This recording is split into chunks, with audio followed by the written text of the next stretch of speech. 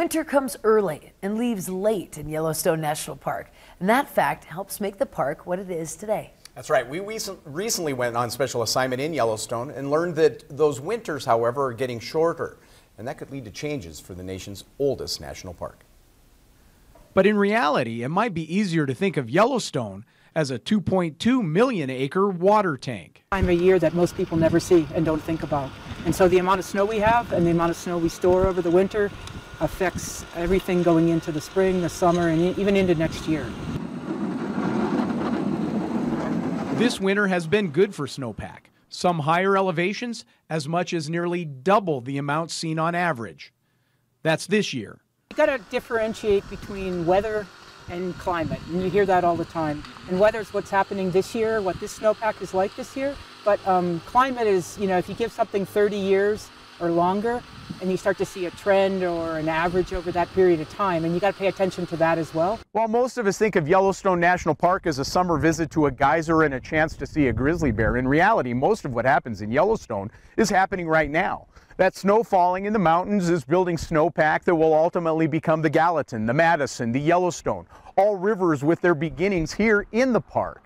Just like Undine Falls behind me, it sits and waits until that spring thaw to release its potential. However, research that's been going on in Yellowstone for more than 40 years is telling us that waterfall will thaw much earlier in the spring, and it won't freeze until much later next fall. And when we look at that, the trend over time is decreasing snowpack all over the whole ecosystem. I don't think there's anywhere in the ecosystem where we have an increasing snowpack over time. Rodman says that kind of change, as much as 30 days shorter in some places, will have an impact on the park, the entire park over time. Changes in vegetation change food for grazing animals. Warmer water temperatures changes fisheries. All that changes predatory hunting options.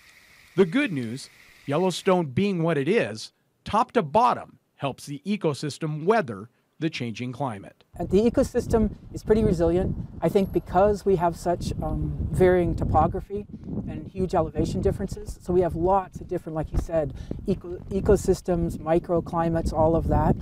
I think that allows, as we go forward and things are changing, it allows plants and animals to adapt to these microsystems, and there's lots of them all around, different aspects, different elevations, those type of things.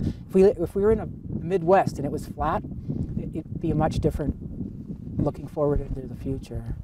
Chet Lehman, MTN News, Yellowstone National Park.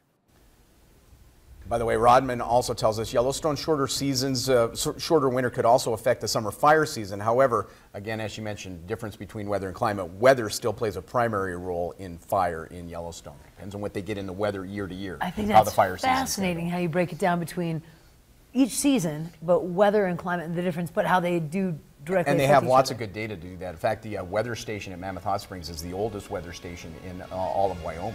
So incredible. Nice job, Chet. That was a really interesting story. It is a quick 2-minute break. We're back in just a couple of moments. Stay with us.